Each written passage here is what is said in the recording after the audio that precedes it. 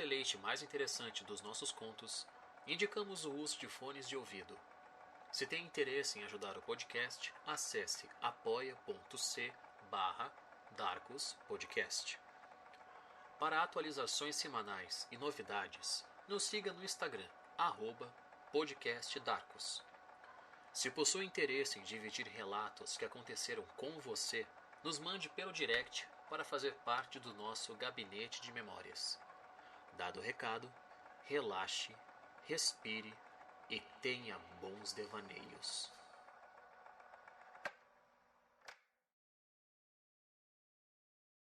Oi, como vai você? O Matheus Souza.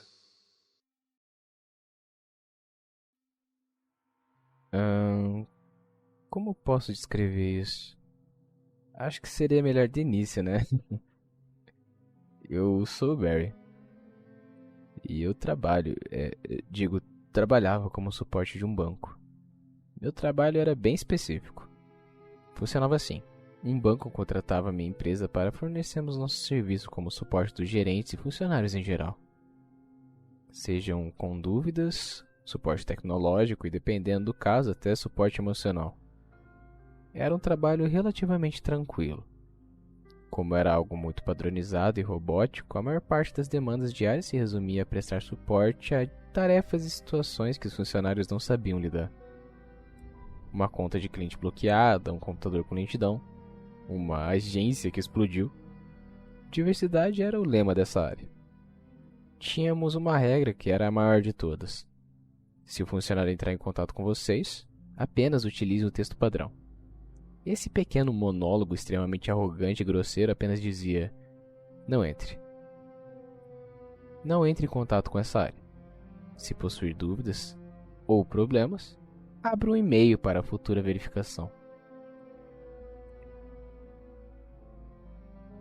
Eu sei. Parece duro. Mas era como a empresa agia com funcionários que não tinham paciência para resolver seu problema. Ou não gostavam da resposta e vinha buscar alguma briga por meio do chat. E sim, já ocorreu. Além que era para nossa proteção. Tínhamos nomes falsos, endereços de cidades diferentes e tudo mais. Vou revelar uma coisa que talvez muitos já sabem, mas como eu estava lá dentro, posso afirmar com todas as letras: banco só quer te fuder. Não ligam pra você e não fazem nem questão nenhuma do seu bem-estar. Sabe aquele gerente legal que te atendeu e te disse que ia fazer de tudo para resolver seu problema? Bom, ele mentiu.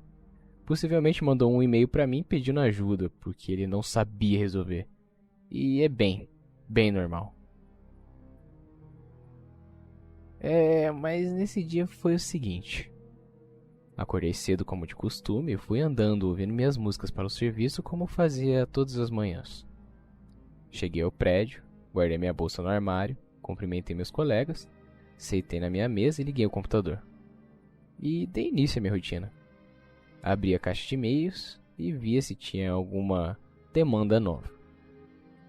Se tivesse, eu prestava o suporte necessário.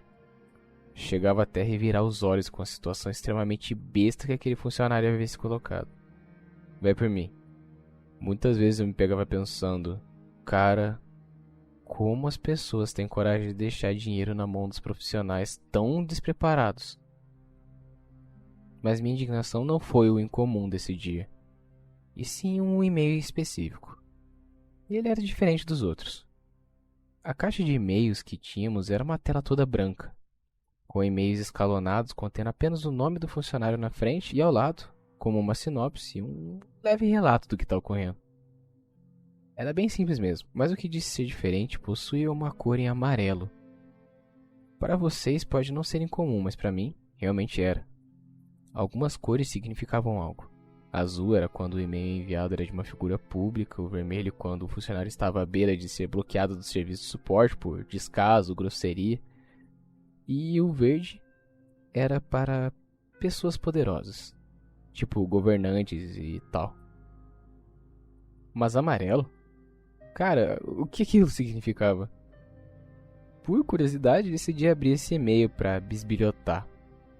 Poderia ser uma pessoa muito famosa, ia adorar saber. Porém, Foi nesse ponto que cometi um grande erro. Esse serviço tinha uma peculiaridade. A caixa de e-mails era aberta para toda a equipe de suporte. Porém, possuíamos uma regra para não intervir nos trabalhos uns dos outros.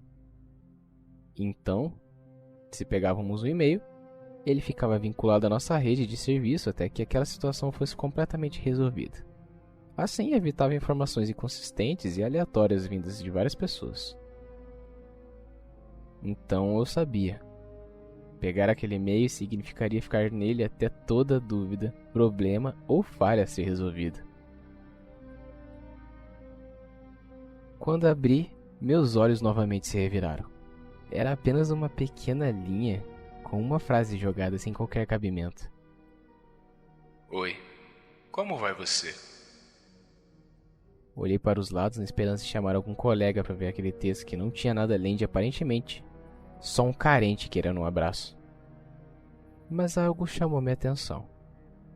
Ao perceber que junto a essa frase, logo abaixo havia um pequeno anexo. Incomum não era. Achei que ele tinha colocado a situação dentro desse arquivo. Baixei e... era uma JPEG. Significava que era uma foto. Novamente uma interrogação se formou em minha mente. Abri aquela foto e quando vi o que tinha lá, eu estranhei. Era apenas a logo da empresa que trabalhava. Não me espantei, até porque se ele quisesse fazer qualquer coisa contra a empresa que era apenas uma prestadora de serviço, facilmente era processado e perderia seu emprego. Como de costume, quando aparecia uma situação desse tipo, sinalizávamos para nossos superiores para uma melhor avaliação do que fazer. Chamei ele no chat, que possuímos para conversas entre colegas e equipe de modo geral, e enviei para ele as telas contendo o e-mail. Sua reação foi basicamente uma linha com vários emojis rindo. Sua orientação apenas foi: deixa quieto, que essa a gente vai direcionar para a central do banco, eles que cuidem desses lunáticos. Sempre fui curioso, então eu queria saber o desfecho daquela história. Acabei salvando o nome daquele cara nos meus arquivos. Seu nome era Samuel Stewart. Os dias foram se passando e inseri na minha longa rotina a tarefa de pelo menos uma vez ao dia verificar se aquele e-mail já havia sido respondido. E durante algumas semanas ele ficou sem resposta. Simplesmente ninguém respondia aquele carente. Porém tinha algo diferente.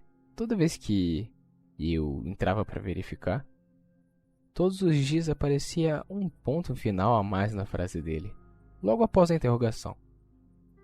Meio que aceitei que aquilo não seria respondido.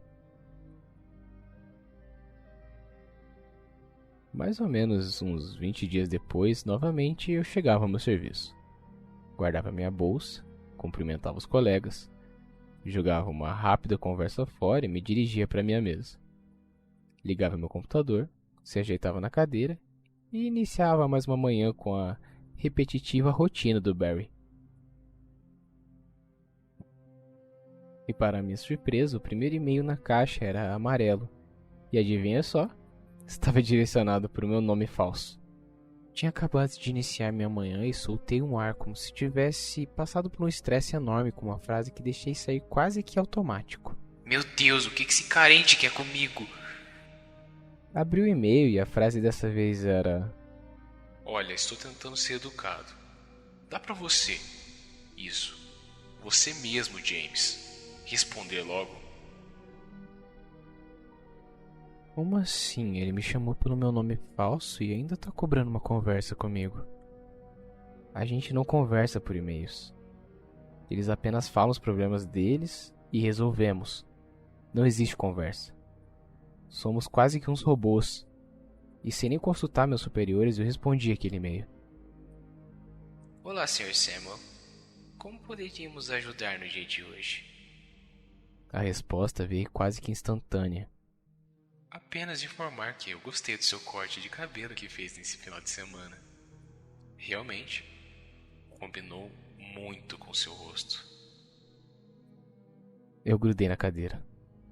Por sorte estava sentado, pois se estivesse de pé, eu facilmente desmaiaria. Como assim? Era início da semana e durante o sábado eu tinha cortado meu cabelo. Realmente quis inovar. Tanto que até minhas colegas elogiaram. Mas cara, como esse doente sabia? Não tinha como. Engoli a seco. Me levantei e rapidamente corri para a sala dos meus superiores. E informei tudo o que tinha ocorrido. Era tão incomum e estranho que duvidaram até de uma pegadinha feita por um dos subordinados. Mas não era. Pediram para me acalmar e falaram que não precisaria me preocupar com nada. O banco tomaria as devidas precauções para me manter seguro. Nesse dia eu fui dispensado mais cedo, com direito a 2 dias em casa para esperar a resposta do banco. Esperar a resposta sobre aquele carente, que a princípio estava até me seguindo. Cogitei chamar a polícia, mas eu perderia meu emprego.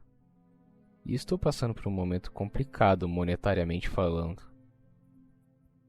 Durante 2 dias eu me tranquei. Não saía nem para pegar um mínimo de sol. Ficava apenas encarando a rua pelas frestas da cortina. Meu pânico instaurado me levava a pensar mais e mais sobre aquele maluco. O que ele faria comigo se eu desse uma brecha? Ao final do 3º dia, recebi um telefonema da minha empresa.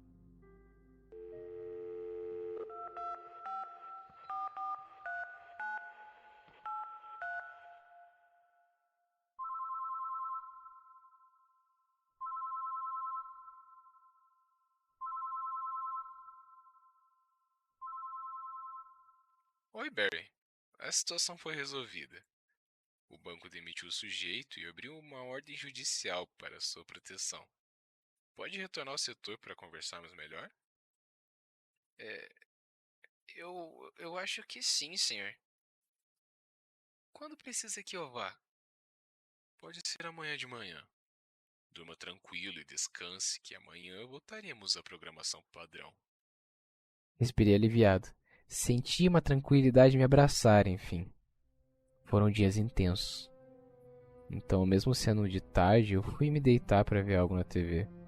Como não havia dormido direito nos últimos dias, cochilei um pouco. Acordei com um barulho enorme de acidente. Desesperado e suando frio, levantei em pânico. Até perceber que vinha da TV os sons que me acordaram. Era pouco mais de 2 da manhã. E resolvi levantar para beber um pouco de água. Ao sair da cama e ir para o corredor, andar até a cozinha, me deparei na mesa onde ficava a minha cesta de frutas. Ao seu lado havia um envelope amarelo. Um arrepio desceu minha espinha quando eu peguei aquela carta. E nas costas do envelope havia apenas uma frase. Oi, Barry. Como vai você? Não. Ele invadiu minha casa. Como é possível? Não. Será que ele tá aqui? Apareça, maldito.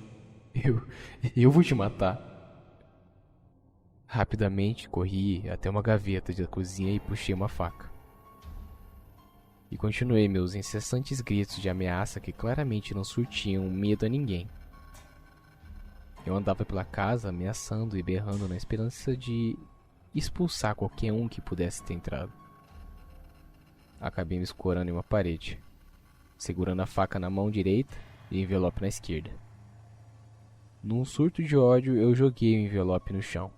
E para minha surpresa, ele fez um barulho de um objeto pesado batendo contra o azulejo.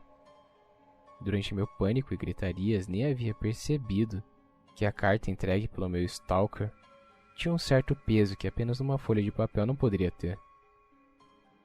Já estava na merda mesmo. Decidi por abrir e ver seu conteúdo.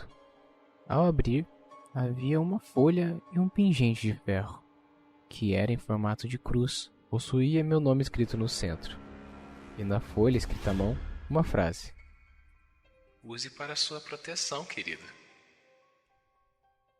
Minhas pernas falharam e eu caí ao chão, me mantendo sentado, usando como apoio a parede. Fiquei nessa posição até de manhã.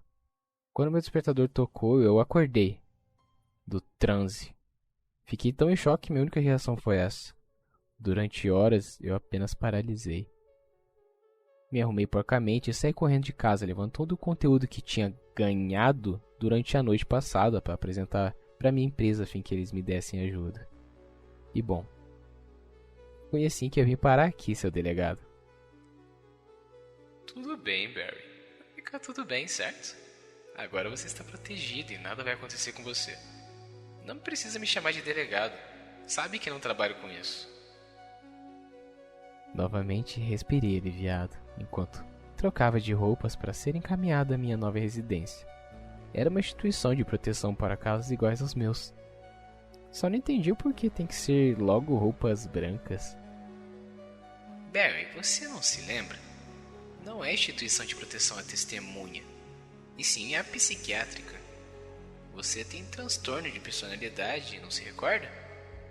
Samuel é só mais uma das suas várias personalidades que você possui.